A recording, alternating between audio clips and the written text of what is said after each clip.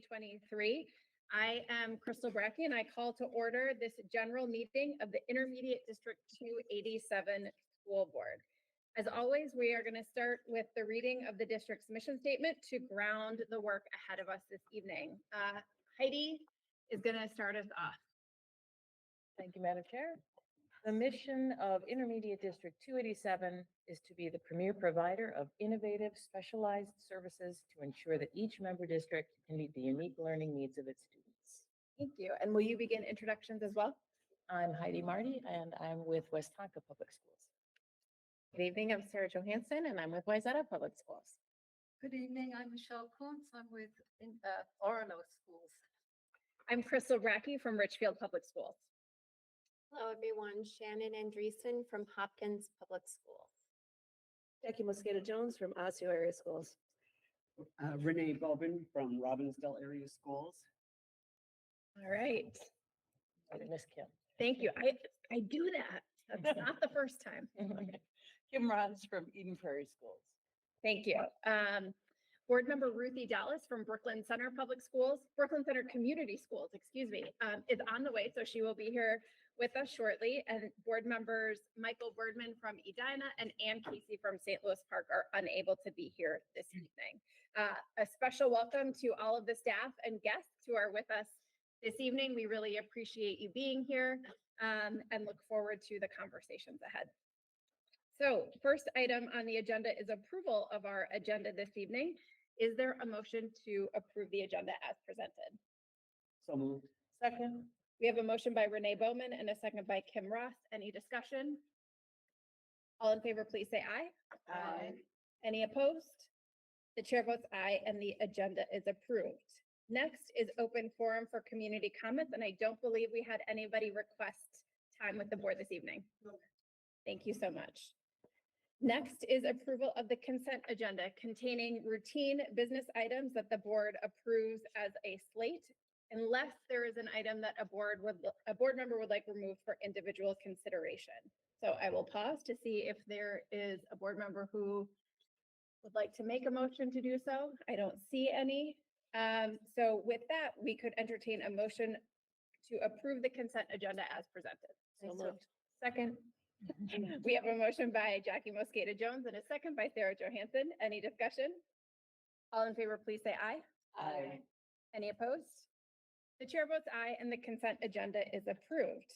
We are moving right along to share the success and recognitions. And I'm so excited that we're going to take a few minutes to really celebrate our graduates of all of the various programs across 287, and want to welcome Camille Heppola, who is going to present the graduation video and other highlights that you might have to share with us tonight. Yeah, thank you so much, Chair Brackey, Superintendent Dowd, and board members. I'm hearing feedback. I'm guessing this might be on. Or is it this? I'm gonna move Wow, you're a pro. this one. Yeah. I'm gonna move it down here. Nope, don't move it there. Okay. She spoke too soon about me being a pro. I don't know. Or should I move this way? That's not. Okay, maybe I can back up. No, I'm good. Okay. Well, thank you all so much. I want to start off with letting you know that we have incredible staff here at 287. I take no credit for any of the graduations that were organized and coordinated. They're all done by the principals and their teams, and they did a fantastic job. Some of you were able to make it to the graduation, so you saw it for yourself, but we had dozens of students graduate from 287 this year. This was my first time attending graduations here at 287. And although I've attended graduations throughout my life, I have never seen graduations like this that were so touching and heartwarming. I mean, the stories from the teachers about every single student, just extremely heartwarming and inspiring. So, and I know many of you heard those stories as well. So I want to share just some of the bright moments of that day in a video that I was a part of creating. So I will have Juanine take it away.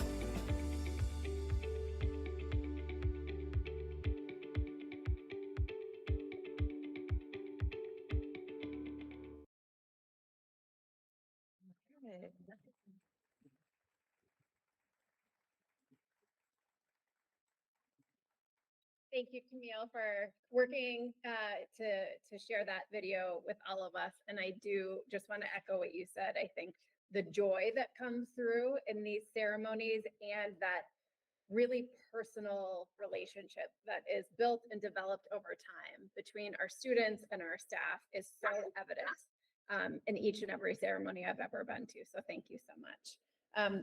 I do want to pause. Is there anything Yeah. that you would like to share? Thank you, Madam Go ahead. Chair. I'd just like to share in your orange folder are some of the student speeches from graduation. And so I know that was an ask, and so those are for you to look at. And just enjoy what the words from our students. Thank you. I'm excited to have these. So I was able to hear several of these read by the students themselves, but they had some really powerful words to share. And so I hope everybody enjoys taking the time to really read them and sit with what they chose to share with each other, with their families, and with the broader community. Any other comments just about graduation before we move on? Okay, great. And again, a huge appreciation to the staff at each site and all of the people across the district who contribute to making these ceremonies a reality. They each have their own feel, they each have their own culture in a way that feels really true to the programs in the buildings, and they do a wonderful job, and I know it takes a ton of work. So with that, we are going to move on to the superintendent's report this evening. So I'm going to turn things over to Superintendent Dowd. Thank you, Madam Chair. Board members, first I'd like to have Kevin Witherspoon come to the podium. So Kevin may look familiar because he was hired in February, came to our board meeting as the Senior Manager of Human Relations and Labor. And we all know that today's Ann's last board meeting and her retirement from District 287. And Kevin is now the new Director of Human Resources. And so I'd like to welcome Kevin again back to the district in a different role starting July 1st. And we are just, the short time that we have had with you in the district, we're just grateful for you to take on this new directorship. And so thank you for coming, and Thank please you. feel free to share anything. I just want to say I'm honored for the opportunity, so thank you. I know I have big shoes to fill, and I'll try my hardest. And I'm just grateful and thankful, and also really excited about the work moving forward. So thanks. Thanks, Kevin. Welcome. Thank you. Welcome back. as you Welcome. said. Yeah, there'll be a little highlight in my newsletter this Friday regarding Kevin and his history and what he brings to the district. All right, so to the next one, the next is our racial equity and audit recommendations.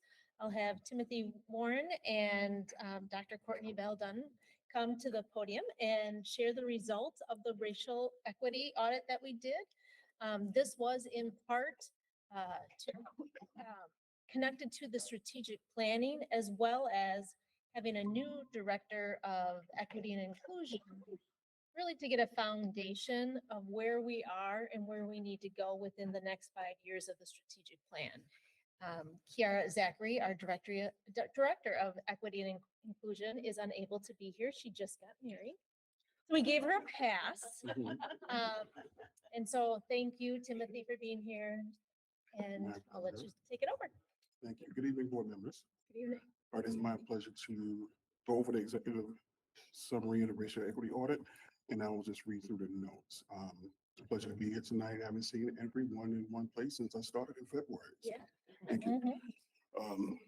So in 2022, the Director of Health, Safety, and Security and the Director of Equity and Inclusion applied for the Anti-Bias in Trauma-Informed Practices Grant through the Minnesota Department of Education.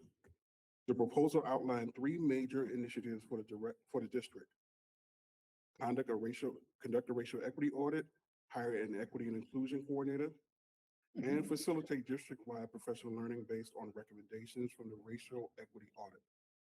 In the summer of 2022, the Director of Equity and Inclusion responsible for the application left the district resulting in departmental attrition leading to 100% turnover in the racial equity department in December 2022. With no director of equity and inclusion and one department staff, the grant work did not begin until after the hiring of the new director of equity and inclusion in November of 2022. The context of the new district leadership with the appointment of the new superintendent, director of equity and inclusion, and the precipice of new strategic plan made conducting the racial equity audit opportune and relevant to the organization's new beginning process. The director of equity and inclusion procured a consultant through a request for proposal process. A team of executive leaders and anti-bias trauma-informed practices grant team members reviewed applications and chose consultant Dr. Courtney Bell Duncan and Courtney S. Bell Consulting. Dr. Bell Duncan patterned her approach to conducting the audit to conducting research. The research question to be addressed in the audit was, to what extent do the resources, practices, and policies of Intermediate District 287 establish an equitable and inclusive work and learning environment for the staff and students?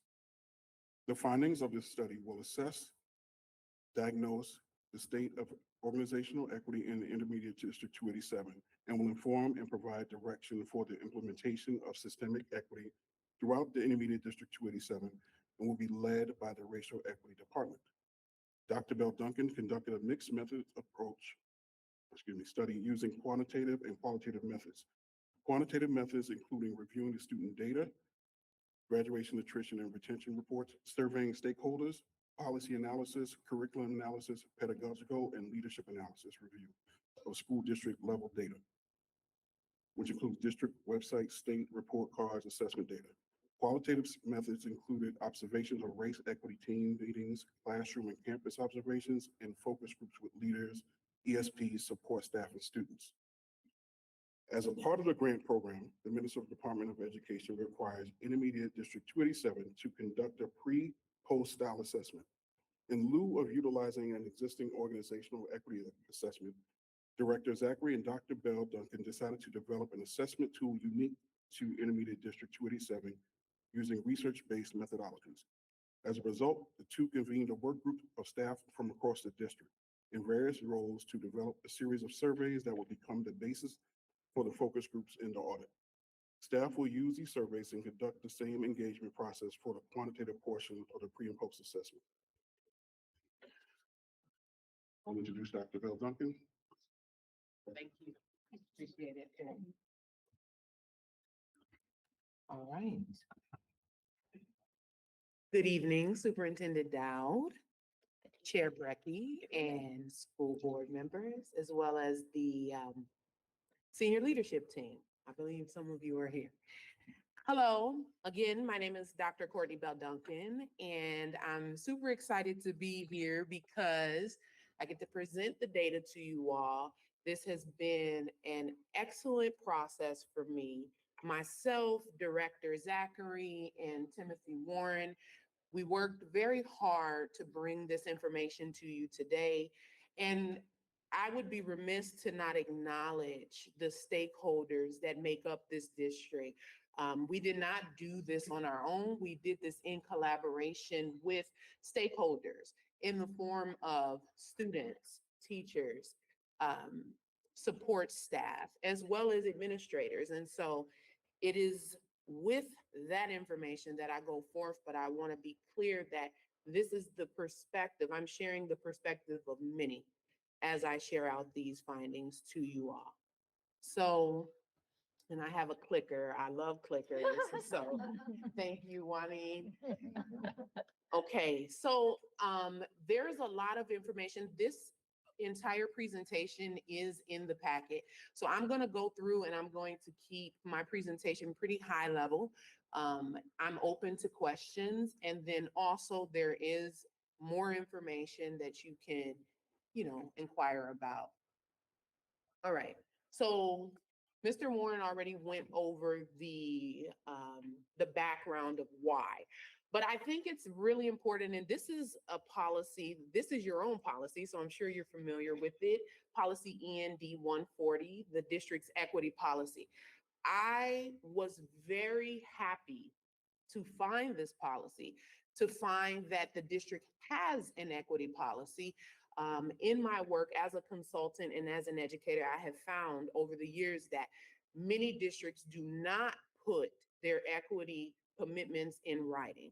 And so I want to ground our time today in an excerpt from your policy on equity. So Intermediate District 287 acknowledges the historical, generational, and compounding reality of the systems, structures, and practices that have intentionally created and continue to afford advantages to dominant racial groups while perpetuating inequities for others. The district owns its role in creating, maintaining, and implementing policies, procedures, and practices that result in predictably lower academic and graduation outcomes and disproportionate disciplinary action for students of color and American Indian, Indigenous, and/or Native students than their white peers.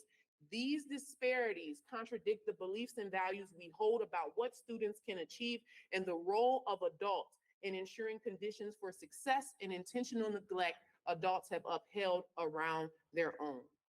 I think that my work here is done. I mean it when I say that it meant a lot to me to find this in writing. I understand that there is oftentimes a disjuncture between what is espoused and what is actual, but it does mean something for this commitment to be espoused in writing. And so I don't want to not mention that. Let me say that. So, problem statement. Here's the problem. Many school districts nationwide have committed to the vision of systemic equity. The action steps needed to eradicate inequity are not clear, however. Equity audits can help educators understand the inequities that exist in their districts and schools and inform development of the policies and practices needed to address them. So the research question, I will reiterate that. To what extent do the structures, resources, practices, and policies of Intermediate District 287 establish an equitable and inclusive work and learning environment for students and staff? Again, I did conduct this as a research study. I am an educational researcher. And so because of the fact that most times equity audits are not conducted in a methodical way, it was very important to me that I do so in this case so that it was traceable and that you all could understand my process. So the framework that I utilize is Dr. Muhammad Khalifa's Equity Audit Framework. Many of you are probably familiar with his work. His text, Culturally Responsive School Leadership from 2018, brought forth this equity audit framework. It looks at 4 different components: equity trends within a district, survey data, policy analysis, and then also culturally responsive curriculum, pedagogy, and leadership. This was the best format for this shortened process. Being that it was a 4-month process, I found that this would be the most appropriate framework that would allow me to look at the data in a meaningful way. However, I recommend the Hanover Multi-Year Equity Audit Framework, which was brought forth in 2020. It's a multi-year framework, typically 3 years, and year 1 is spent diagnosing and building a framework. Year 2, looking at root cause analysis. Year 3, reforming and monitoring. Any questions? Okay. Mr. Warren went over my methodology, but I want to go over it again. My quantitative, I did do a mixed method study.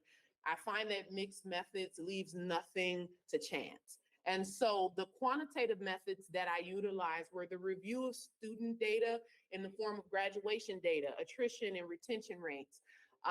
The biggest piece of data came from the surveying of multiple stakeholders, okay?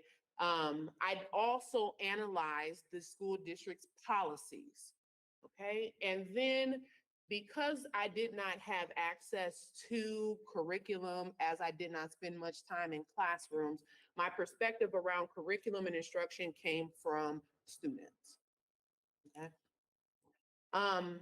My qualitative methods included observation at race and equity meetings at various sites, classroom and campus observations, as well as focus group interviews with teachers, ESPs, support staff, students, and parents. All right. And as I said, all of this was done between March and now. All of the data was analyzed because I did choose a mixed methods methodology. I also used mixed methodology for analysis. And so all of the quantitative data was coded using frequency coding, and all of the qualitative data was coded using significance coding. And here's the answer, the part that everyone is waiting on. The answer to the research question is this: the lack of instructional infrastructural equity in the form of policy practices and procedures upheld in District 287 allows for the creation and persistence of inequities in the areas of student referral, assessment, and reintegration processes, academic interventions, life skill development, and remediation processes, and in the professional experiences and development opportunities of unlicensed staff. These existing and persisting inequities were found to be most often experienced by students, families, and unlicensed staff of color, and were spoken to and highlighted frequently by licensed staff, non-licensed staff, students, and parents during focus group interviews and survey participation. These are some of the key themes that emerge from survey data and from my own observations. Perception one, that systemic and structural inequities will bring forth litigious action against the district from students and families if left unaddressed. Perception two, that the specialized curriculum and instructional services offered by the district are more student-centered, individualized, and effective than academic services offered within member district schools. Perception three, that non-licensed staff are the most vulnerable stakeholder group and therefore experience the gravest inequities in the areas of pay, professional development opportunities, engagement as stakeholders, access to learning, and paid time off. Perception four, the perception of a power hierarchy held by member districts that allows systemic inequities within referral, intake, and reintegration processes to persist. Perception five, a perception of a lack of due process granted to referred students and families by member districts prior to referral as a source of inequity. And perception six, the perception of lacking system structures and policies within the infrastructure of the district to provide checks and balances for member districts, which in turn allows for de facto inequities in student referral, assessment, academic interventions, and reintegration processes to persist. So there's a theme that I'm sure that you're seeing emerging. The gravest inequities are showing up in the processes and the structures or lack thereof around referrals, and reintegration of students, and the experience of non-licensed staff of color. So it's no surprise to you that this is the priority that has been espoused by District 287. In my review of the district's equity trends, which is a portion of the format for this audit, the district was found to have already made existing plans to address many of the issues that have come up within this equity audit. What I did find was that the indicators of success that were identified for the district's plan to go through the years of 2018 through 2023 included a focus on racial equity, trauma responsiveness, and healing-centered practices, as well as employee well-being. And specifically, the espoused goals for the year of 2023 from the district's website are that there would be a racial equity framework created, which is one of my recommendations, that there would be, and within that framework, that it would be grounded in critical race theory for the elimination of biases within practice, and that there would be a greater effort around building equity teams at sites and financial equity to fund equity programming. I continue to look through the equity trends, and this data is not new to you all. I also understand that because of the nature of Intermediate District 287, that you all are in Intermediate District, that academic data is not going to carry the same weight within this district as it may within member districts, but I did think that it was important to look at the data. Okay. I did see that the graduation rate increased between the years of 2019 and 2022, which was wonderful to see. And this data was found on the district's report card on the Minnesota Department of Education website.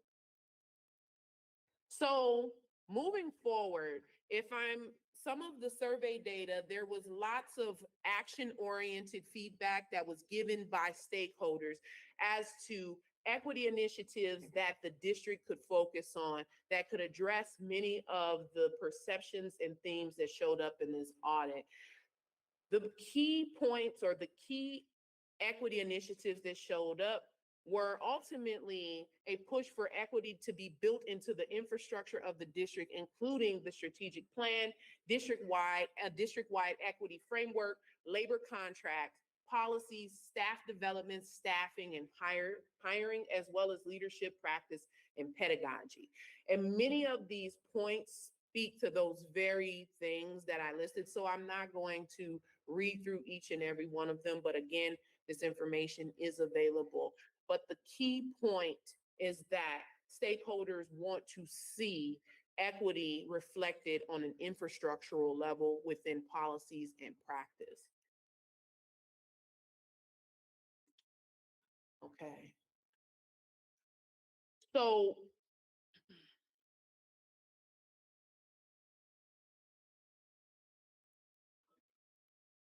when it came to policy analysis, I looked through and reviewed each of the district's standing policies. The above listed policies are those that I recommend editing or revision to. I do have a more in-depth presentation that provides the details as to what revisions I would recommend be made, but ultimately for the purpose of this time, I just listed the policies that I recommend for revision.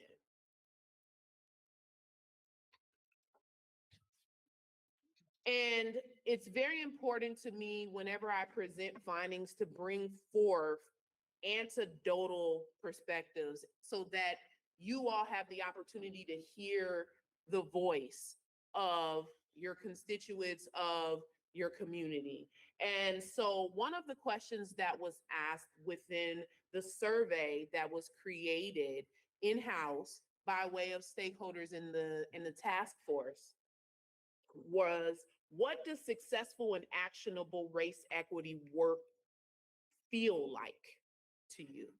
So participants were asked to respond to what does it look like, but also what does it feel like? And I think that the key theme here is that within District 287 staff, there was a great acknowledgement that it's meant to be uncomfortable. And I want to read the quote, one of the quotes that says, "It should be uncomfortable, but we should be better for it. There will be damage. The equity boosters made a lot of white people really uncomfortable. Hard conversations lead to vulnerability and connection. It would feel like accountability. It would feel like I'm doing my job better."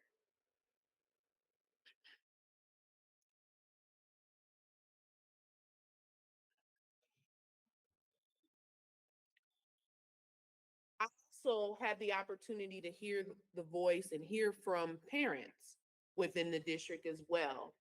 And one of the questions that was asked was, how would you like your concerns and or needs to be addressed? And this parent shared that coming to school is hard for me when I have so many kids at home and at school. I would like it if you could come to my house maybe, or bring an interpreter who actually can speak Somali respectfully. Some of the people you have on the phone are very bad, very bad.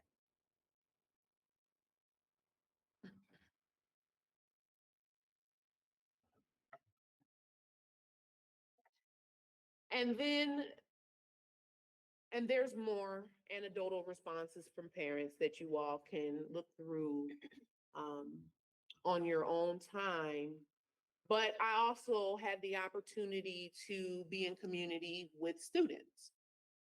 And one thing I want to say that stood out to me greatly is that majority of the students that I spoke to were extremely satisfied with their educational experience in District 287. There was a consensus amongst the group, and I got the opportunity to be in the community with scholars between middle school all the way through high school, very diverse groups of scholars. And ultimately, the feedback was that they felt seen. They felt as if their individual needs were being met. They felt as if they had an opportunity to learn within an environment that really valued who they were as individuals and that really met their specialized needs. And this particular quote really spoke volumes to what I just said. The diversity of our education here is the choice that we're given in what we learn. We can get credit, like full credit, from really quality stuff that we do that has an academic focus of some sort. So if a student, really wants to learn something specific, they can go there and have their teacher give them credit for whatever they're doing. That, to me, is culturally responsive education. That is student-centeredness. That is educational equity from the perspective of the student.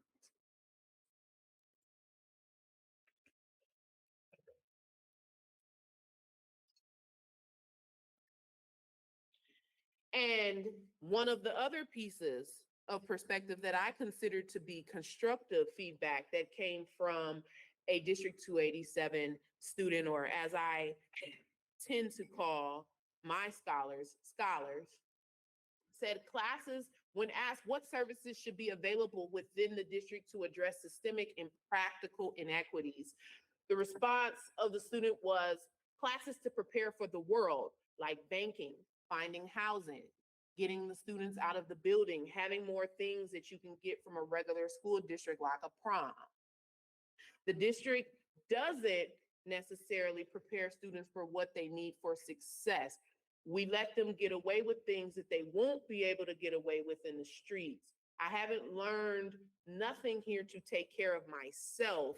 I need to learn a lot of how to get housing or life skills in general. So that's the feedback. Very student-centered, constructive feedback, add more real-world practical training, life skills training.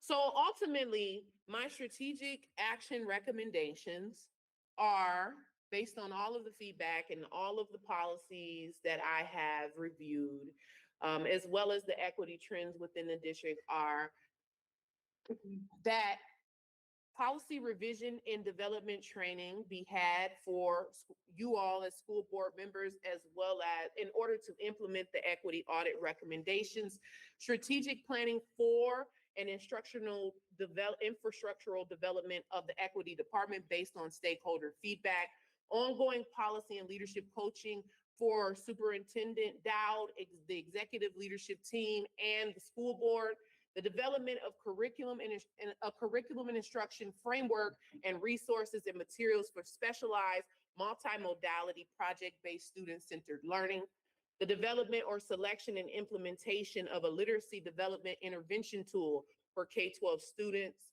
the development of structures and practices to engage and amplify the voices of students, parents, and unlicensed staff in developing equitable solutions that best serve their needs, and the continuation of a 3-year equity audit process and procedures as recommended in the Hanover framework. I want to close us off and ground us in the cost of inaction framework as created or put forth by Harvard University in 2008. Ultimately, the cost of inaction, as quoted, says inaction can lead to negative consequences for individuals, families, the community, the economy, and society as a whole. These negative impacts can be financial or economic, but more generally will also include health impacts, education impacts, social impacts, and consequences for labor force functioning. We aim to identify, quantify, and measure the costs of inaction. Some impacts are quantifiable in monetary terms and others in metrics that relate to the area of the impact. In, for example, mortality or morbidity increase, school enrollment, decline in the health workforce, etc. There will be some, especially social impacts, that are identifiable only in qualitative terms. So with that said, some of the costs of inaction for Intermediate District 287, if the recommendations for this from this equity audit are not put in place and the overall general direction that the district already was heading in is not put into place, would be a decline in student enrollment, staff shortages due to high employee turnover, loss of existing and potential partnerships with member districts, severed trust and relationships with students, families, staff, and community members, loss of non-licensed and licensed professional staff, loss of fiscal investments on professional development for employees that exit the organization prematurely, and the continuation of racially and socioeconomically predictable student outcome. And I conclude my presentation. Thank you all for your time. And I'm open for questions. Thank as you well. so much, Dr. Bell Duncan. You're welcome. for The presentation and all of the work Yeah, that led to absolutely. this moment. And You're to welcome. Being with us tonight. I'll first see if the superintendent has anything that you would like to add before we open it up for questions and comments from the board. Sounds great. Thank you, Madam Chair. Excuse me. One thing that I found, I want to say the word neat, but is that the evidence that the racial equity audit found was in parallel, the action items were in parallel to the input sessions regarding the strategic framework. They weren't together, they were apart. Mhm. And in that parallel work, the outcomes were the same. Mhm. So what we heard from staff, what we heard from students, what we heard around the strategic plan and what we need to do of where people feel supported and where they don't feel supported. And was really, I think, allowing reliability between the two input sessions and how they'll come together nicely in the action items of the strategic plan. Mm. So Yeah. it just reinforcing the work that's being done. And I have to acknowledge, and I believe that Dr. Bell Duncan shared, this work was started in the action items of the strategic priorities. COVID may off-railed some of the actions, and so re-engaging and recommitting to policy review. And we just talked about this at a policy review committee last night, using the racial equity tool during reviewing policies. It started, it stopped, it's going to come back. And so those are, I want to acknowledge the work that's been done and the work that continually needs to do. So appreciate your time and helping us move forward. Absolutely. You're welcome. Thank you. So with that, questions or comments from the board? Renee, go ahead. I thank you very much for this information. You're and it welcome. Certainly is something that I'm excited to bring back and share with my board members at my own home district. For me, I really don't have any questions, just really a comment that this really gives me, I've been back on I was on the school board at the turn of the century and now I'm back. So Okay. there's quite a gap. Yes. Changes in the world. Yeah. So to come in and try to find a comprehensive read Mhm. on what an equity audit looks like Mhm. and the components thereof and what can be learned, I really found in your presentation. And I hope you know that I will be carrying this with me Good. for a very long time. So I appreciate that the hard work shows, and the passion of it shows also.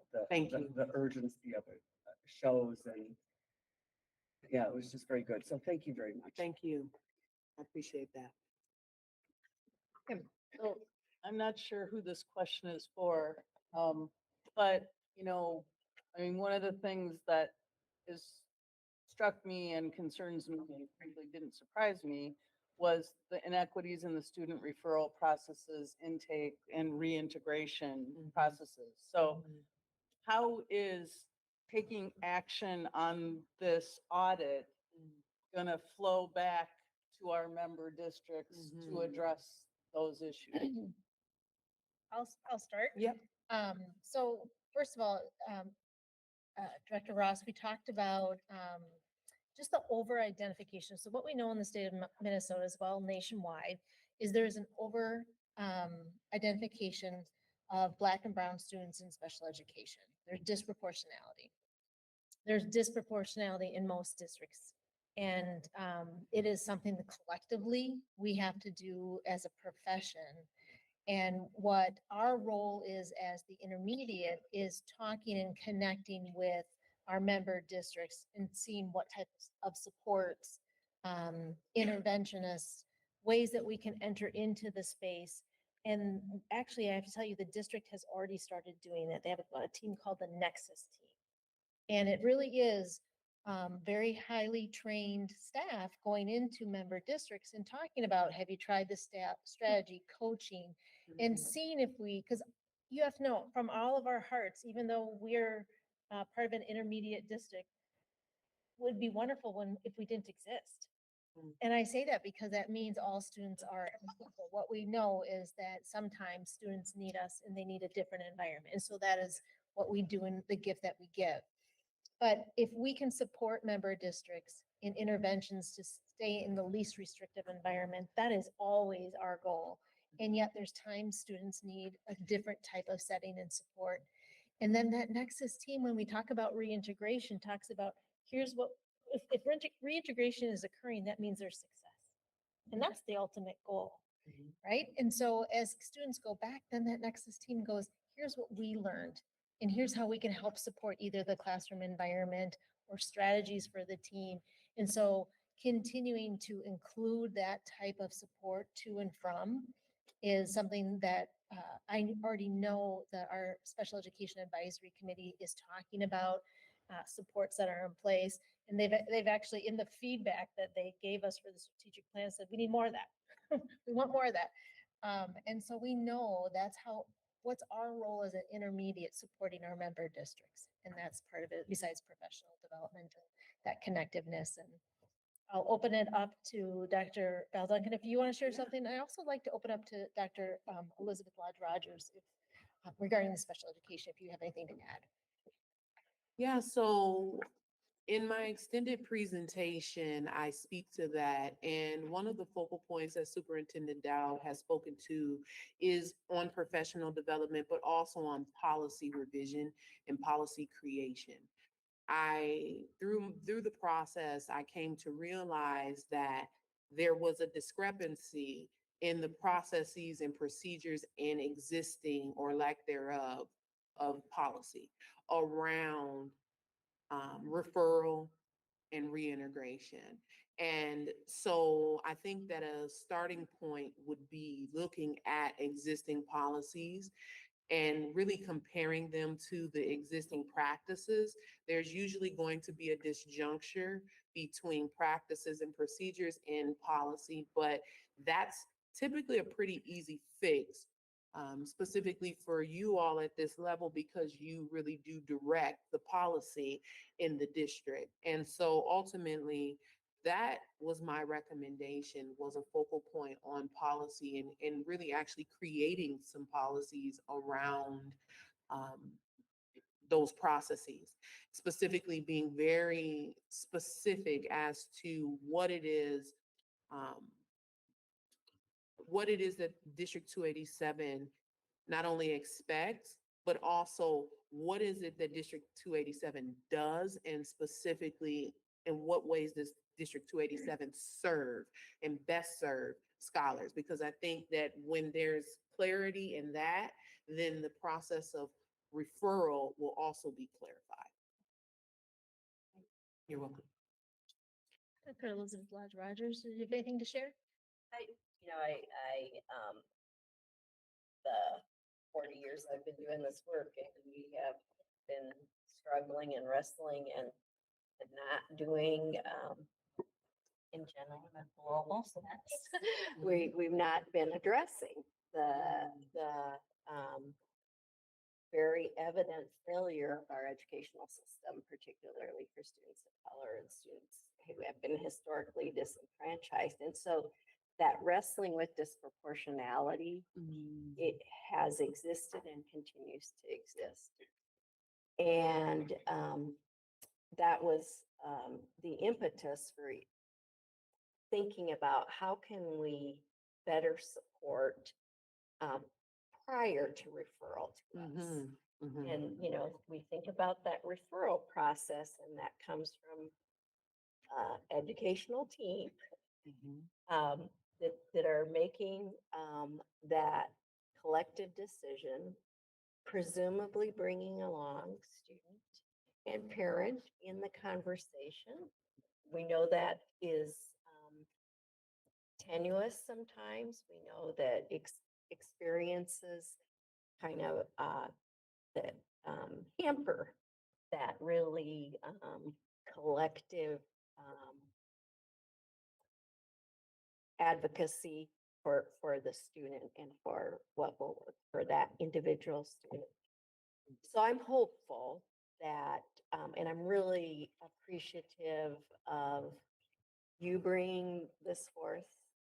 And I'm also appreciative of the feedback we received from our special educators and their, the directors and their advisory group about wanting us to continue to build the capacity of what we call the Nexus team in doing that work on the front end, and even a step further back with looking at their practices within their schools, and looking to Dr. Allen and her team and their knowledge around trauma informed, and looking at how are we providing instruction and specialized special education services. So on the front end, but also at referral point, or I should say, at the point where the student and family come into our building for orientation, setting the trajectory and the expectation about reintegration.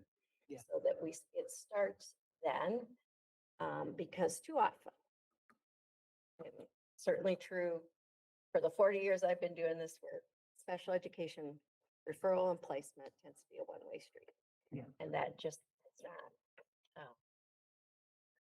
we want to change that, at least in our microcosm of the world. So now stop. A little bit of my soapbox. Shannon. Thank you for the report. Bless you. It was really illuminating, and I think just really nice to have this action items about, because I think we all know this is, we feel this. Yes. It's really nice to have specific things we can do about it.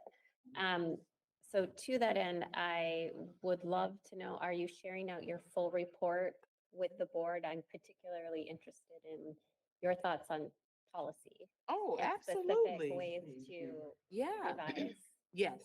Yes, I will be sharing that with you all. And I go into more detail about my specific recommendations. So each of the policies that I highlighted, I then notated and wrote down recommendations on what would need to be revised with those particular policies. So, yep, I do have an extended presentation, but I didn't want to bore you all with 75 slides. So, yes, I will share that. Thank you. You're And welcome. then, what would you recommend as we go back to our member boards on what can we do on our end Yeah. to, I'm sure there's probably different policy actions we could make Absolutely.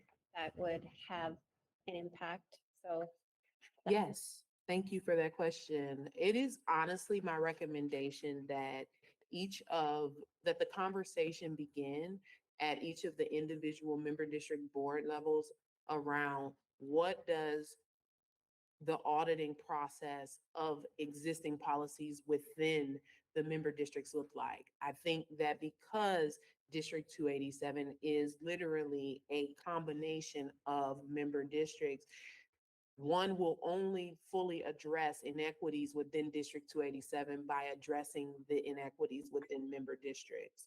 And one of the ways that that is done is that the issues have to first be assessed. And I think policy is the first place to start.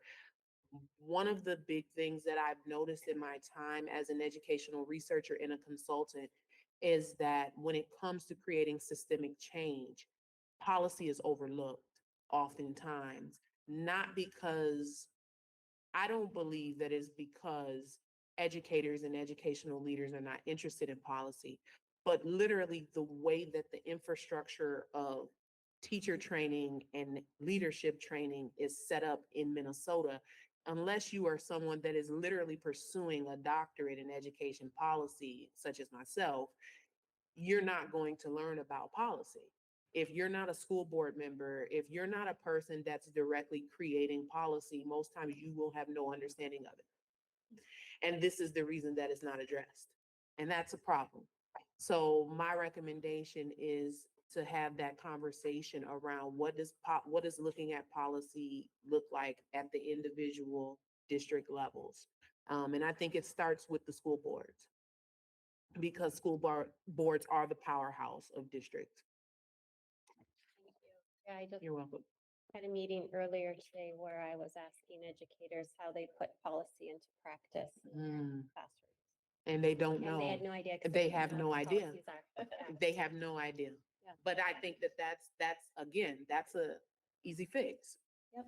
And it really does start with professional development. Some of my work has looked like literally educating principals and teachers on policy. Because if they're not getting it in their teacher training programs or their leadership training programs, it doesn't mean that it can't be brought to them in the form of professional development by district leaders and school administrators.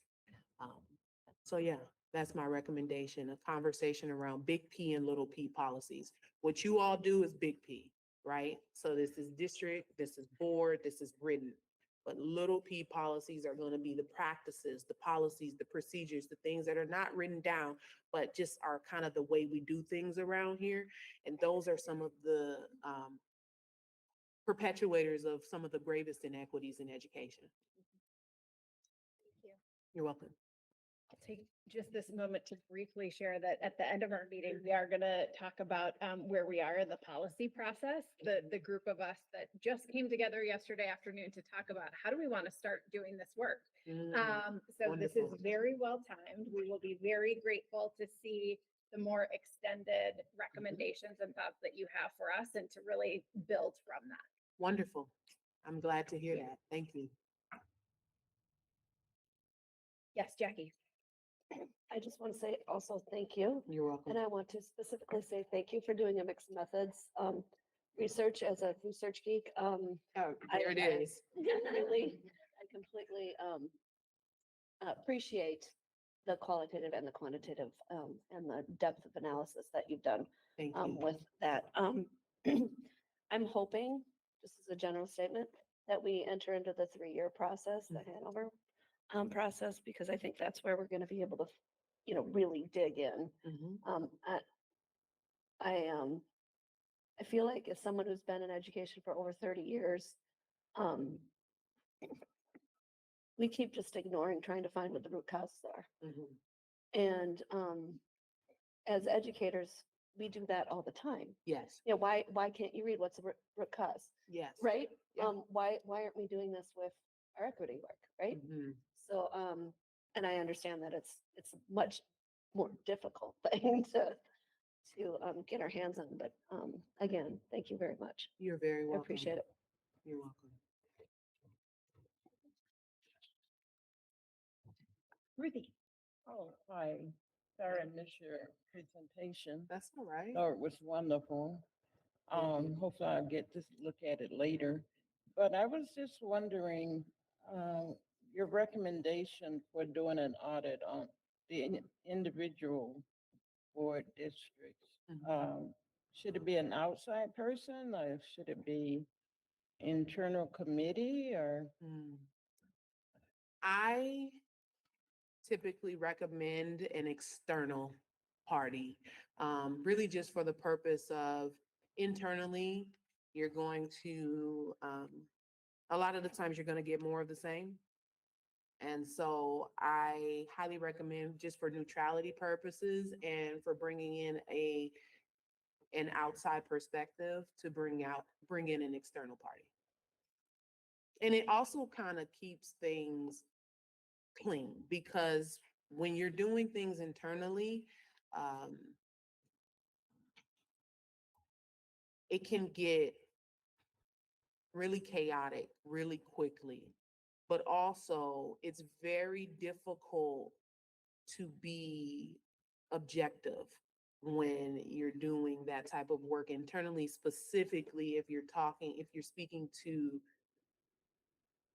those who create policy, auditing their own policies, right? That's typically not going to be something that people want to do, first of all. But also, it's just difficult to look outside of yourself. Thank you. You're welcome. Did you have another question? Nope, I was just flagging. Oh, thank you. I appreciate it. Heidi. I had a question that you referred to, the 2018 Equity Audit Framework, and you gave a name of the author in the book that's based on. Could you Yep. give- Dr. Muhammad Khalifa. What was the name of the book? Culturally responsive school leadership. It's phenomenal. Yes, it is.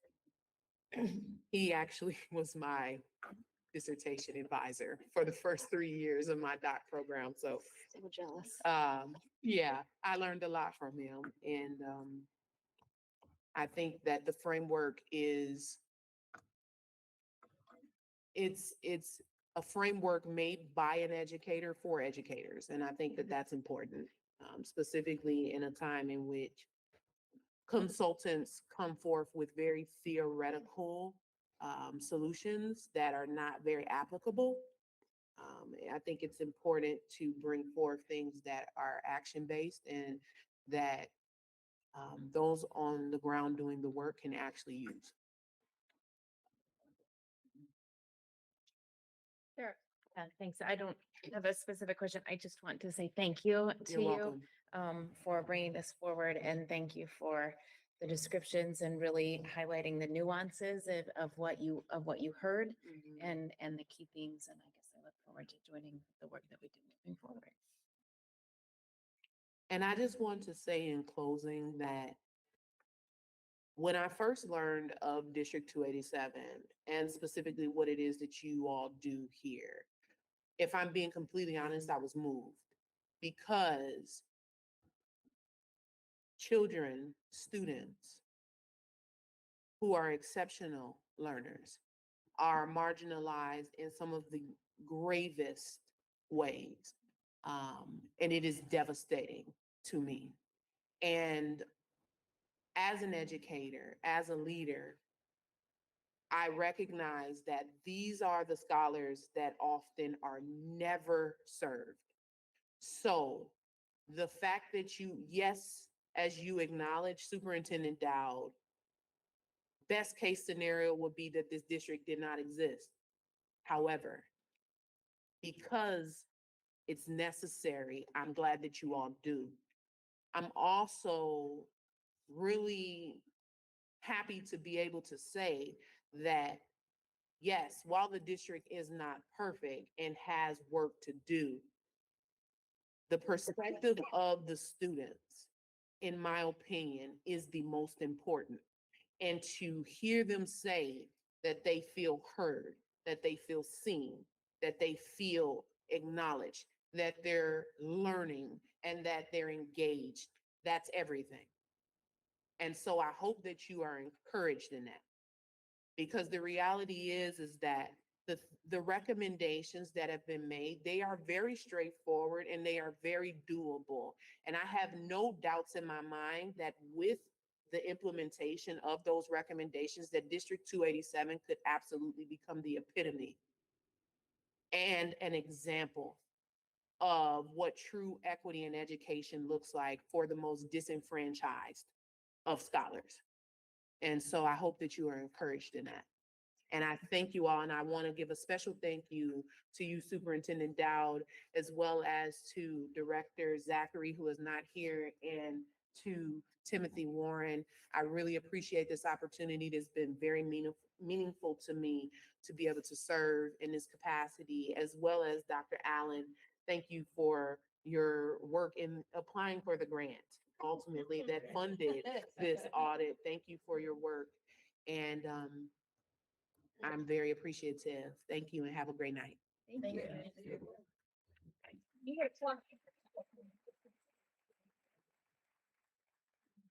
You closed this out in such a powerful, beautiful, and real way. And you also thanked all of the people that I was going to thank for being here with me today and making it happen. So thank you so much. You're welcome. Can I ask just a super quick question? Sure. I was just going to say one last thing, which is again, make sure that you take the time to really look at the slides that are in the board packet, because it contains what was shared and more. And so I think that's a resource that we all want to make sure that we come back to and really have at our fingertips. Jackie, go ahead. I just wanted to ask if you're publishing this study somewhere. I am not. Okay, No, just for confidentiality purposes, no, I won't be publishing. I understand that. Thank you. You're welcome. Thank you again. So with that, we'll move on to our third item in the superintendent's report. Yes, thank you, Madam Chair. So I just want to give a quick update on the strategic planning retreat, and just to blend the two between the equity audit and the strategic planning. The action items that you see here, you will see them come out as we continue to develop the strategic plan. And so that'll be just a neat connection. But we had the retreat last Thursday on June 15th, and that was the ending of the engagement process of the strategic planning. It was significant. It was Sarita Wilkins is the one, our outside consultant, that gathered all the data, coded it, and connected themes and ideas from each key audience, be families, caretakers, students, staff, member districts, community partners, and really put together draft reports for the retreat. And it was a lot of information. I just have to say, and she did a phenomenal job. And then she also facilitated and led us through activities that really talked about the history of District 287, the current, which is the voices and all the input that was received now, and the vision of where we would be if we accomplished all that people put in the space in 2029 when the strategic plan was done. And so people that were part of the retreat, I don't know the final count, but we invited all of the key audiences already talked about. So we had representation staff members, community partners, member districts, board members, family, students, were all invited to participate. And it really was a day of full engagement. I mean, I think the thing that I found so intriguing, because I was the floater around, is listening to the group conversations and where they saw District 287, where we are today, what they feel is a success and areas of growth, and envisioning what we could be. It was phenomenal. I just have to say, I wish you all could have been flies on the wall, because it was really a phenomenal event. And so what you see in the space that we have today is student examples of student voices. And so we at the retreat, we had around the room students' quotes, students, how they presented, how they wanted to share input with us in different ways, through drawings, through pictures, through, kind of word art, poems. Some classes wrote letters to me. And so there's an example when afterwards, if you want to take a peek. And then over on the right is the vision boards. And so what, as we enter in through the strategic plan in the 5 years, what do you envision? And it was a very common theme about there's going to be rough times, but in the end, we'll do this together for our students. And so the vision boards of each of the groups is on the right.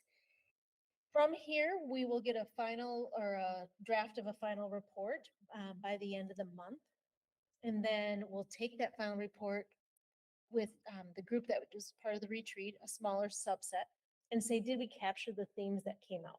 Do you feel like, and if there's any tweaks, and then I'll also do a report to the board of kind of the big themes that are coming out.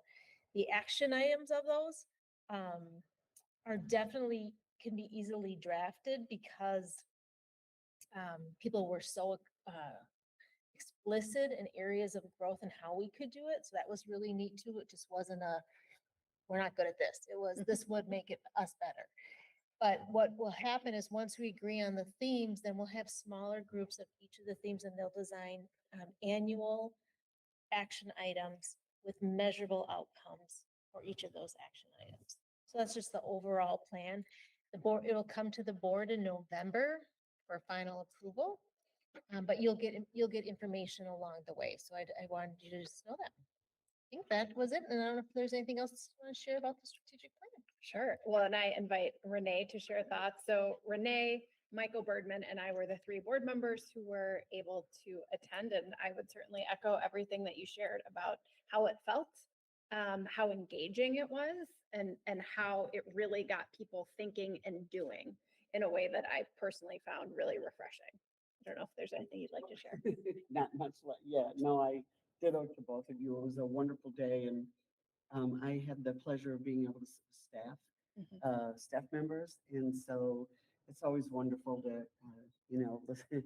Sometimes it can be a little bumpy, but what I really liked about it was the enthusiasm of all the participants. Everyone was really happy to be there and energy levels were really pretty high considering, retreats it can go either way. Sometimes you can have them where the only thing good about them is you had lunch, But, yeah, no, everyone was just, I was very impressed. So, and thank you. To me, just add this to it. As an outsider, I can see the logical progression. And I find that to be really refreshing within an institution to see clearly through many times what's muddy waters in institutional strategic plans, but to just see this sort of refreshing pathway towards a goal. So that's really what I got out of it. Are there any comments or questions just about the brief update on where things are with the strategic plan? Okay. With that, we will move to the next item on the agenda, which is financial report and specifically the presentation and request for approval of our 2023-2024 budget. So we welcome May Hawkins and Gloria Wilder from our finance team to do that with us this evening. Good evening, school board chair members and district administrators. It is my pleasure to co-present with Gloria Wilder, our director of finance, the 287 original budget for the 23-24 school year for your consideration this evening. Right. So we have our learning intentions, right? So we're going to look at our strategic priorities-based budget, review of the budget assumption highlights. We're going to then look at the budget report and we'll finish with a comparison to prior years. So while there are a lot of numbers in this report, District 287's budget is truly about changing student lives and allocating resources to meet the strategic priorities to enable our staff to do this transformational work. At District 287, our strategic priorities include student outcomes, evidence-based instruction, racial equity, trauma-sensitive and healing-centered practices, and employee well-being. Each strategic priority includes goals and strategies that will be implemented and that are funded in this budget. For our improvement student outcomes through evidence-based instruction, we are going to continue our focus on improving literacy through our students, including dedicated literacy leadership and improved use of assessments and data. We're going to improve our consistency in teaching a similar set of Minnesota state statute standards across all grades and students, improve the data dashboard, including content and access for all staff, increase enrollment in our alternative learning centers to a level where we remain fiscally viable, and identify and implement culturally responsive teaching practices and curriculum in all our classrooms. In the area of trauma-sensitive and healing-centered practices, we will be implementing professional development in trauma, crisis, and mental health, or continuing those, which will include Move Mindfully, Youth Mental Health First Aid, and Prepare. We will continue our therapeutic teaching model classrooms at North Education Center and South Education Center, our school safety coaches model, and our enhanced professional learning for licensed support staff. In our racial equity and inclusion, the main areas will be identifying the district's role in perpetuating systemic inequities, focus on elimination of systemic inequities, hiring and retaining diverse and racially conscious staff, and being a place of belonging and safety with affinity spaces, connections around racial experiences. And for our employees' safety and well-being, we will continue using our evolved weapons detection systems, our Raptor visitor management system, our Raptor alert system. In the budget is camera replacements at our North Education Center. We will continue to offer our employee well-being program, which offers up to 6 free counseling sessions, and continue our employee recruitment and retention programs.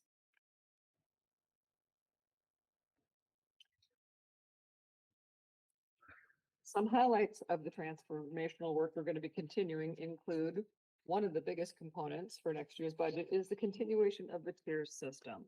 So changing to the tier system started in the spring of 2019 as leaders did a deep dive into systemic inequities. Sorry, I touched the mic with my paper, and an area that raised concern and that we had the ability to influence change in was the special education allocation ratios for different disabilities.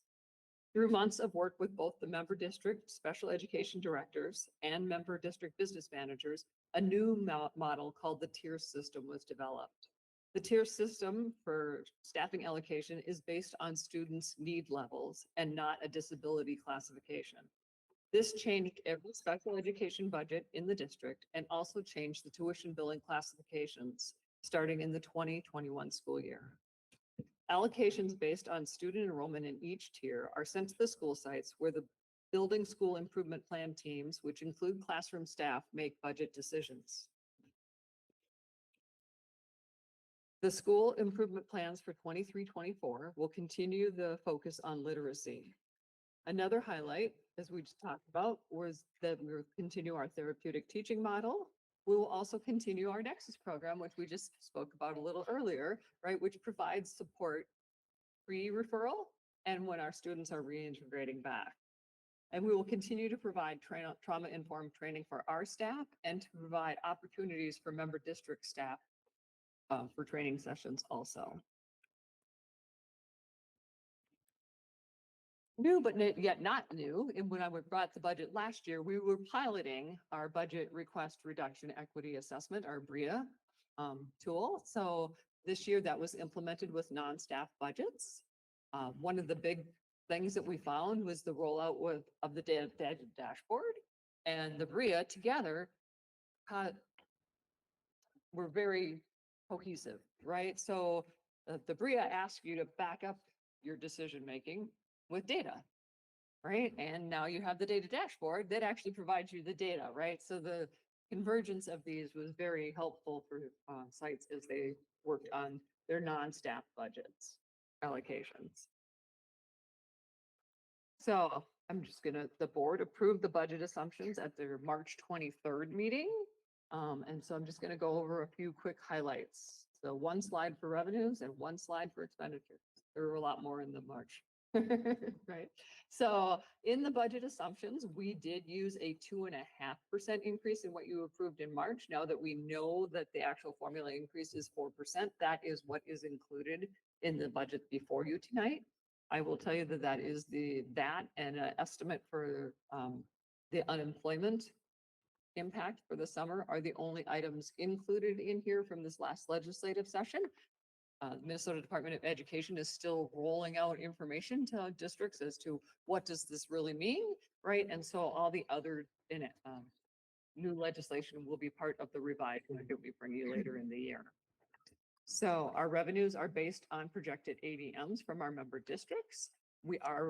That projections that we received from our member districts included a 6.55% increase in enrollment in special ed over the projections that they provided last year. And we get our revenue from 5 main sources. So that includes revenues that we get directly from the state, revenues we get by directly tuition billing, other districts for tuition and fees, and revenues based on member district levies. And then in addition to that, we have several state and federal grants. And speaking of federal grants, this is a summary of the remaining COVID funds. So we have some ESSER2 summer left, right? Funds left. So just about 30,000. Those expire in September of 23. So those would be the funds that we're planning to spend this July. For our ESSER3, which is our learning recovery funds, we are planning to spend the majority of that funding in the 23-24 school year, or $634,000 of that. We also received a homeless children and youth grant, and we are spending the rest of those funds in this upcoming school year of $8,298. And then we have our ALC fiscal host ESSER3 that flows through the member districts to us for our ALC programs. And we'll be spending the last $300,000 of that in our 23-24 budget.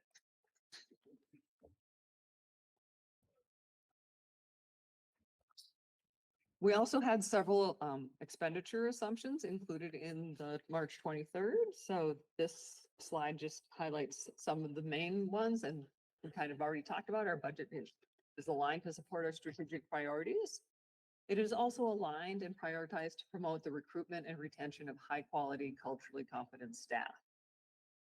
Staffing costs, including benefits, will be budgeted at estimated FY24 amounts for any contracts that are not yet settled. And we just talked about the tiers budgeting system. And with that, I'm going to hand it over to Gloria Wilder, who will provide you with more financial details from the original budget. Good evening. I will be going over the number portion of the budget report tonight for FY 23-24. In your packets, you have the full worksheet. I'm breaking it down on this slide, but if you can't read the numbers, know it is also available in your board report. And just to talk about the format of this summary report, the first blue column is our projected beginning fund balances. Those are the fund balances we brought to you with the FY 22-23 revised budget. And then we carry that forward into this original budget because of course the fiscal year is not ended yet, and we'll be working all summer with those final entries. And then the next two columns are the projected revenue for our 24 budget and our projected expenditures. The following column over is the projected fund balance, and then any requested transfers to give you your adjusted, that yellow column, your final ending projected fund balance. So I'm going to talk about the general fund assigned area first. In our district, we take our general fund and we break it out into 4 main categories: district-wide admin and operations, our ALC and academic education areas, our career tech educational areas, and our special education areas. And you can see underneath each of those categories, we break the grants out separately. So starting with the district-wide admin and operations, you can see that the expenditures are projected a little above the revenues. So we are projected to use about half of that beginning fund balance. The ALC and academic area, you can see we are projecting a balanced, pretty much a balanced budget there with the expenditures and revenues being pretty equal there. This is mainly due to we're projecting growth in the Northern Star Online program. And then also with the ALC programs, we are, as May talked about with the COVID grants, we are using the hosted ESSER funds to help pay for 1.86 FTEs of our ALC program staff. And then we have the career technical education area, and that's our pathways programs at Hennepin Technical College. And there you can see we are projecting the expenditures over revenues, and that was a planned expense. There was an addition to a manager level position. I'm just going to go to my notes as far as I guess I didn't make notes on that, but that position was added to look at our programming and support our pathways courses. And then we have the special education area, and you can see we are projecting there, we project a little higher revenue than expenditures. And we are requesting, you can see in the requested transfer column, 500,000 that we are requesting to move below into the strategic priorities assigned area.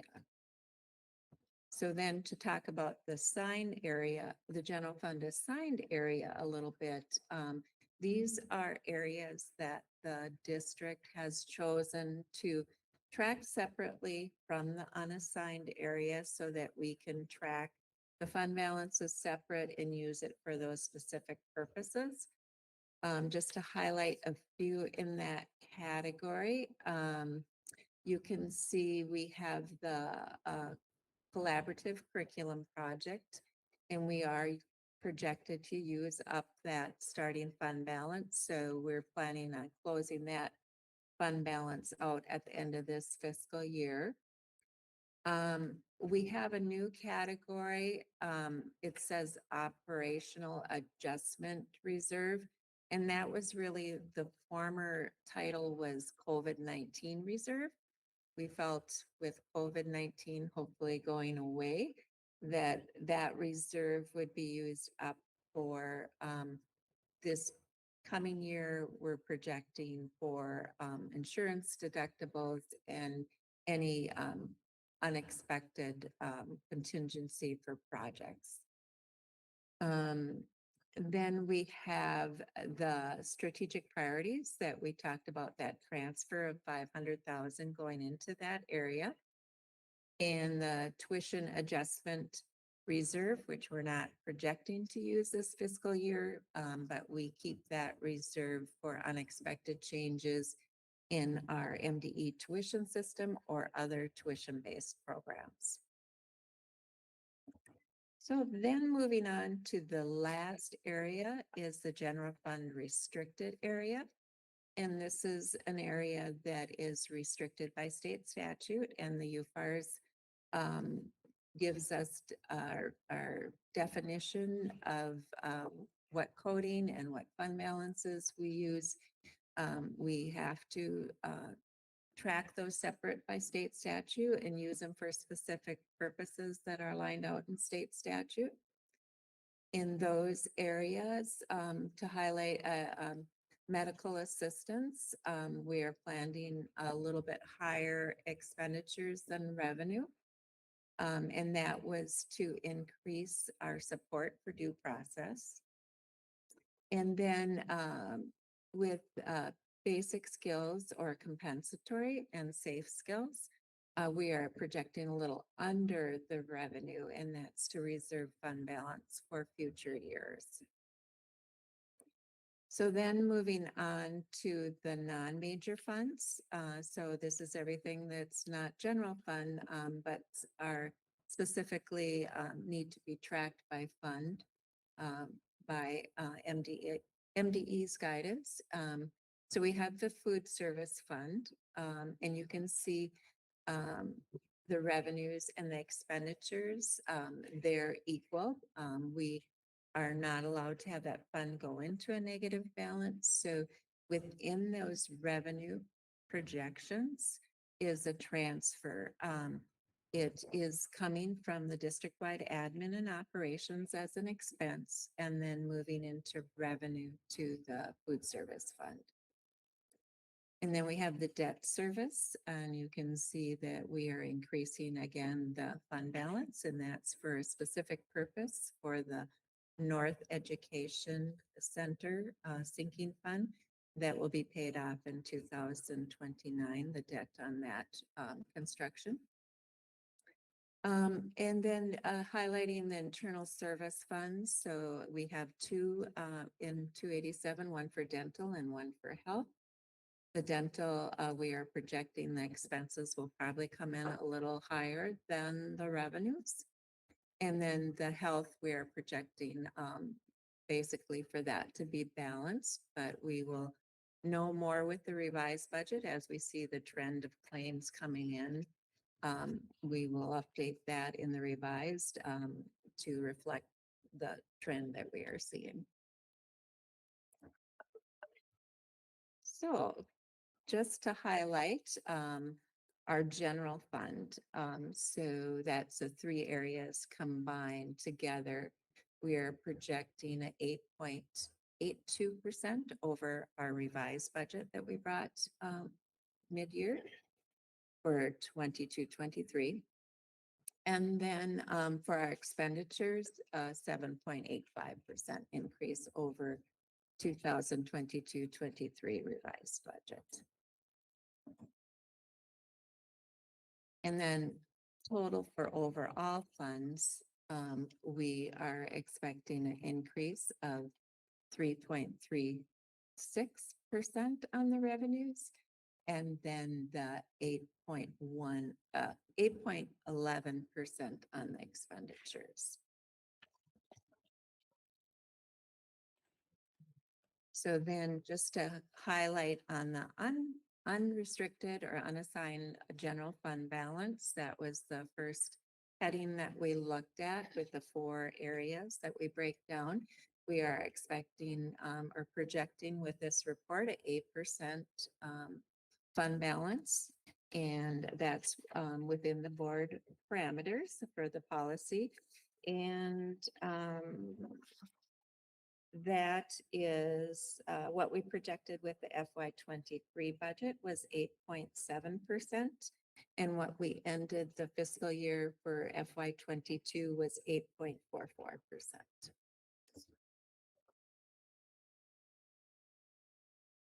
So this graph we like to put in just to highlight the importance of the fund balance. The blue line you can see, and this is from our audit report. So this is as of the end of FY22 because that's our last fiscal completed year. And you can see that the fund balance has been relatively stable throughout the last, let's say 5 years they have there. But the cash flow really will vary. And if you've seen a monthly graph on our cash flow, it would go more like this. So it will vary quite a bit from month to month.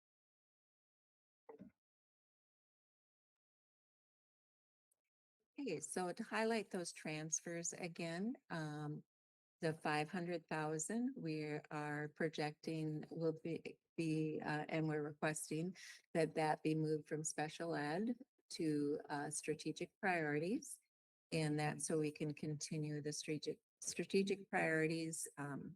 The therapeutic teaching model as well as equity work included in the strategic priorities funds. And then the transfer for food service, again, you didn't see that in the transfer column, but that is a transfer of 566,693. That's what we're projecting. That is, you know, a little over 15,000 higher than what we projected for the 23 budget.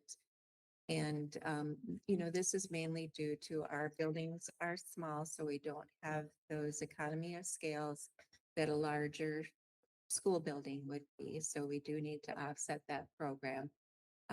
We've had a rise in food cost as well. And new this year is, of course, the Minnesota Universal Free Meals. Right now, we don't have a lot of information on that revenue, and we will update that a little more with the revised budget. So to highlight some additional notes, the career tech and medical assistant areas, we're planning a spend down of the fund balances in those areas. The COVID expense, we're moving or renaming that to operational adjustment reserve. And we're thinking that reserve will be used for, again, insurance deductibles, emergency repair type things. Then we have the tuition adjustment reserve, and we're not projecting in this original budget to use any of that reserve, but that will be used if needed to offset any potential loss. If there's a change in the MDE tuition system or other tuition-based programs, you know, a loss could happen if we don't have as many students as we projected, and that, so that is, and we did use that tuition reserve when the pandemic hit and we all of a sudden, you know, had a change. So it is good to have that fund balance to rely on. And then we have the debt service fund balance. And this we've brought to the board many times, but that'll be used to pay off the North Education Center quality school construction federal borrowing, and that'll become due in 2029. So those funds each year are put into the escrow so that those funds are available to pay off that full debt when it comes due in 2029. So now I'm going to get into a few comparisons to prior year. First of all, we have the pie chart on revenues. And you can see, and these numbers, I apologize, they get really small when we put them together here. But you can see the overall pie does not change. The biggest change in the revenue, and it wasn't a huge change, but it was about 1.7% in the state category. And that was because of projected increase in enrollment. And then also that unemployment aid for the between terms provision. We did get that into the original budget here, so as a projected amount, so that's why you see the state category a little higher. And then comparing expenditures to prior year, and these were the prior year that we brought with the original budget. Again, very little variance there, and there wasn't a category that really stood out with a big change there, but they're relatively close. I see that it got a little crooked.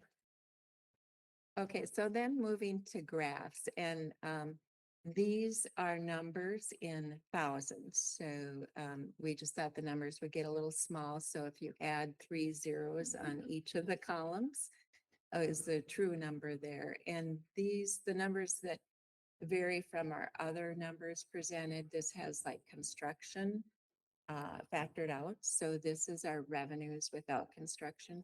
That can kind of skew things a little bit. And you can see that from 24 budget, from our 23 budget, let's see. We are projecting in the revenue area for general fund an increase of 8.8%. And for a total of all funds of 7.9%.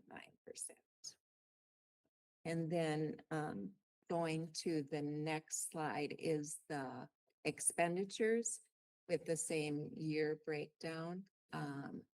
And for those, the general fund was 7.8% difference, and the total for all funds was 7.36%.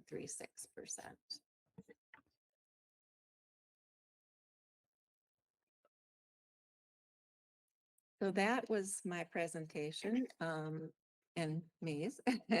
So we just wanted to say a really big thank you for the principals and administrative assistants out in our buildings, because they do a lot of work with their staff planning with the guidance of Elizabeth and Ben, Tanya. They put a lot of work into keeping our budget accurate, so I appreciate their work tremendously. The SIP teams for their work on their strategic priorities and their goals at their buildings. The district-wide admin and operational leaders, again, really have supported this process, and it's a very collaborative process. And then the finance team, which are often working behind the scenes, so you don't see them, but they put a lot of work into the budget process and getting our system ready so that principals and admin support can use our budget system.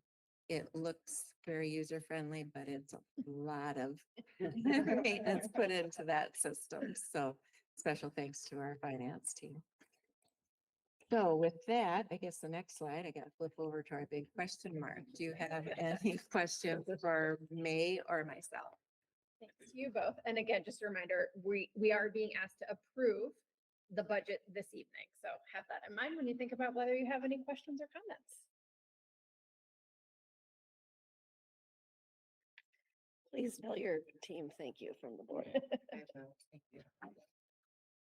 Shannon. I just had a question. I know you explained that we'd be transferring funds from special education to strategic priorities, correct? I'm just wondering, could you give more of an explanation about what those funds would be put towards? Is it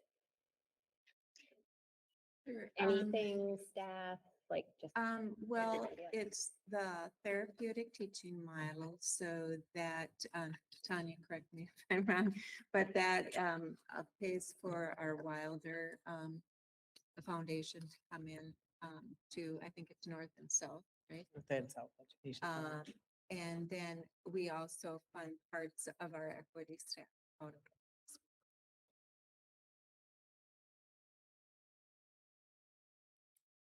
Looking at it, did anyone else want to add anything to that? Okay. Wilder, I'm unsure what Wilder is. Are those people coming into our buildings, working directly with students? Are they training our staff? Yes, so we have the collaboration with Wilder Foundation that goes back a few years, and Wilder Foundation has supported our therapeutic teaching model program, which is a program where we have our staff. And then we also partner with them to bring in a classroom therapist as well as an individual and family-based therapist. And then there's supervision for those individuals as well. And so we have 4 classrooms, 2 at North and 2 at South. And in order to sustain that program costs over $1 million. It's probably close to 1.5 off the top of my head. I could be wrong. $1 million. And what we've done is Wilder has received funding. In the past, we had funding, innovative mental health funding through the legislature. So we've sustained the program in that way. However, we have always had to come up with a portion. And so the portion that I believe is a part of this is about $375,000 for next school year. And then, yeah, hopefully that helps to explain a little bit.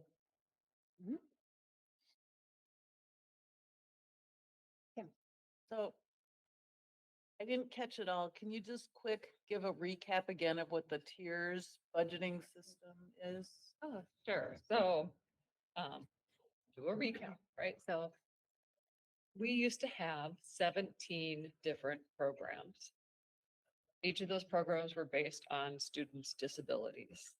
When we started our equity work, one of the systemic inequities we could clearly see was that the ratios for some programs were richer than the ratios for other programs, and that there was a racial disparity linked to that disability, right? And we thought, you know what, we created this, we can change this, right? So we work together with our member districts, so our ratios are actually approved by our special ed directors, and then, or actually developed and then approved by the school board. So the tiers ratio actually came here for approval by the school board, the system. So we went from having 17 different programs with 17 different budget allocation resources or methodologies and 17 different tuition rates, right, to having 3. Right? And those 3 are based on the needs of the students, right? Not on a disability label. Thank you. Oh, great explanation. That work was started by Dr. Tina Howe. She was instrumental and that was her vision. So I just wanted to add that. Thank you for acknowledging Tina's work. Any other, yes, Michelle. I just wanted to say, you guys are awesome. When your team, as my math skills disappear slowly but surely, you make it sound like, oh, this is easy and not a problem, and you smile as if you loved it. So you probably do. I just wanted to thank you and your staff, especially the ones that don't get seen. I have two more sort of questions or thoughts for the future. So not for tonight necessarily, but one, I am very curious to see what the full suite of legislative changes will mean for our budget. So I will be looking forward to our revised budget once, I mean, I know you are way more than I am. But I think to see what that real impact is going to mean for our district is something like I can't even fathom at this point. So that will be really good knowledge for all of us to have. And then the second thing, I really appreciated you highlighting the way that BREA, I already forgot what the letters stand Budget for. request reduction equity. Thank you. Assessment. That is being used for the non-staff decisions. And it does make me wonder, given how significant of a percentage staff are in our budget, ways in which to build that into some of like new staff, for example, as you know, new positions are added, or as we have to make difficult decisions about positions to be cut. If there are ways to incorporate that into some of our staff-based budget decisions as well. It's just what came up as I was thinking about that. And I mean, that would be kind of a bigger process. Absolutely. The tiers allocation that we were, Yes. that we just spoke about includes what is the staffing ratio for each of the tiers, right? So, and that was agreed to by all the member districts, right? So that would be a bigger work of all the member districts. It's certainly something we can look at. How do we expand this? How do we incorporate that into the rest of our equity work? Yes, that's what I'm trying to get at. All right, any other comments or questions? I don't see any, so we could entertain a motion to approve the 2023-24 original budget. We have a motion by Shannon Andreessen and a second by Michelle Kuntz. Any final discussion? All in favor, please say aye. Aye. Any opposed? The chair votes aye and the budget is approved. Thanks so much to you and your teams and everybody who brought this to us. So with that, we move into the board business section of the agenda, and there are a number of things that I have to share, and then we'll invite others who may want to add to that. But first up is in the chair report, the superintendent evaluation summary. So at our June 8th meeting of the school board, we conducted the annual evaluation of the Intermediate School District 287 superintendent. As allowed by Minnesota State Statute 13D.05, subdivision 3A, we conducted this evaluation in closed session, and as required by statute this evening, I will share a public summary of our evaluation. I will say it's required by statute, but I'm also very glad to do this publicly. So here is the summary of our discussion. Board members frequently commented on the skill with which Superintendent Dowd has transitioned into the superintendent role and the strengths that she has demonstrated as it relates to managing this complex organization, setting high expectations for her team, and communicating with us as a board about the work taking place. The thorough and thoughtful process she is leading to shepherd the district to its new strategic plan was also cited as a great example of her skills in action. We are looking forward to Superintendent Dowd's ongoing leadership of the strategic planning process and share a desire to see a holistic, student and community-centered process continue to be visible in all areas of the district. We have tremendous gratitude for Superintendent Dowd's work and the perspective she is bringing to 287 and the benefits we see for our students, staff, and broader community. So, thank you to everyone for participating in the evaluation and for a really great conversation in our last meeting that I'm glad to share a public summary of. The other item that I wanted to share an update on, we touched on earlier in our meeting, but our board policy ad hoc committee met yesterday afternoon. So Jackie, Kim, and I are the board representatives to that group. And it really was our kickoff where we started with grounding ourselves in how did we get here? Why did we decide this was something that we really needed to invest some time and thought into? Got a really helpful sort of primer on the history of policies and procedures in our district and how things historically have been done. And then we also spent some time looking at the input that board members shared on the board policies that we looked at in our retreat in February or March. And then we also spent a little bit of time just talking about the number of things that just happened this legislative session that have ties to policy. And so it was a helpful foundational conversation and wanted to share that what we felt like the next best step was, and I was so excited to see that it was so clearly aligned to the presentation we had earlier, was that we should start our work with Board Policy 200. And I'm just looking to make sure I get the full exact name of it. I lost it. It's somewhere on a piece of paper here. Here it is. Policy development, adoption, implementation, and review. That makes sense as the place for us to start in really examining what is the current policy and what might be missing from that, especially thinking about how to incorporate other voice and other perspectives as we really enter into a policy review cycle or creation of new policy. So that is where we are going to begin our work as an ad hoc committee and building on and incorporating what we heard from Dr. Bell Duncan earlier. And we aim to do that with that first policy over the course of this summer.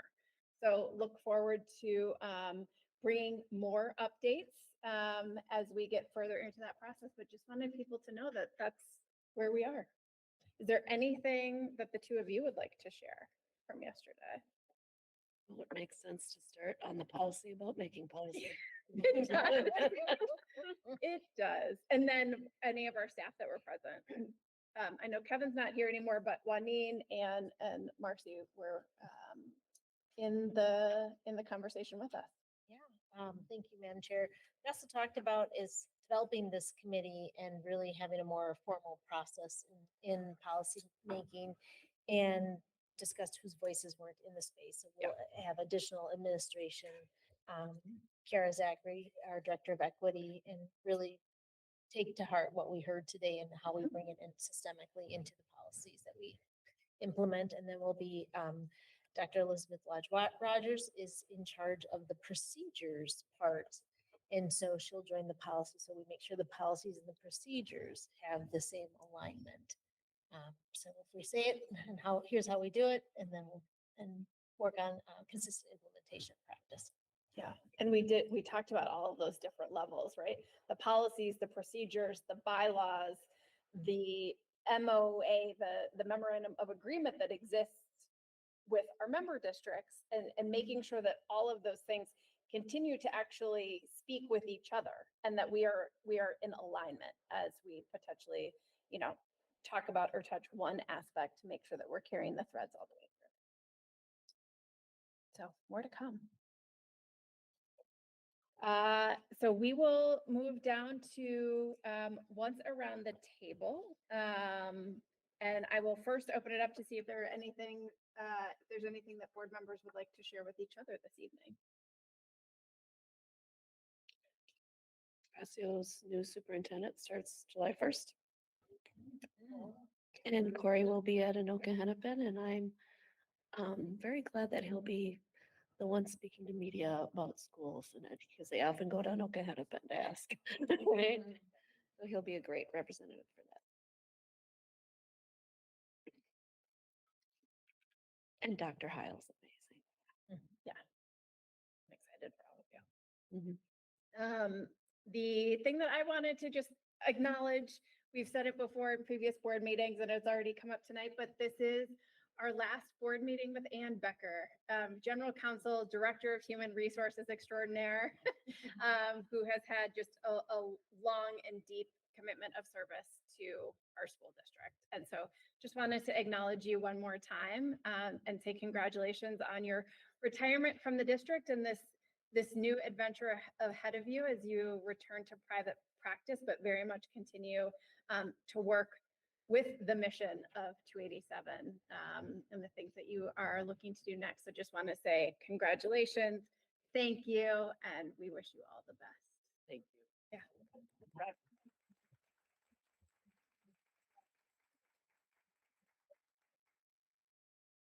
And the last thing for me is that we are entering our sort of summer siesta here as a board. Our next meeting is on Thursday, August 24th. So please make sure that you have that accurately reflected in your calendars. Obviously, if any urgent business does arise between now and then, we don't anticipate anything right now, but if something does come up, we will be in touch to determine if we need to actually hold a special meeting, but knock on wood, cross all of our fingers and toes that we will not need to do that. And we will be back here together on the 24th of August. And obviously, if anyone has any input on policies, Yes. make sure to contact one of the three of us. Yeah, because we're going to be working between now and Yeah. then. Is there any final words that you would like to share before we adjourn? No, I think I'm Okay, great. Is there a motion to adjourn? So moved. We have a motion by Michelle Kuntz and a second by Ruthie Dallas. Any final discussion? All in favor, please say aye. Aye. Any opposed? Chair votes aye, and we are adjourned at 8:27 PM. Have a good summer, everyone. Well, this is a post meeting announcement. Just a little social action. I've been complaining that we haven't had our green mill adventures. And so being the last day for Anne, I thought this would be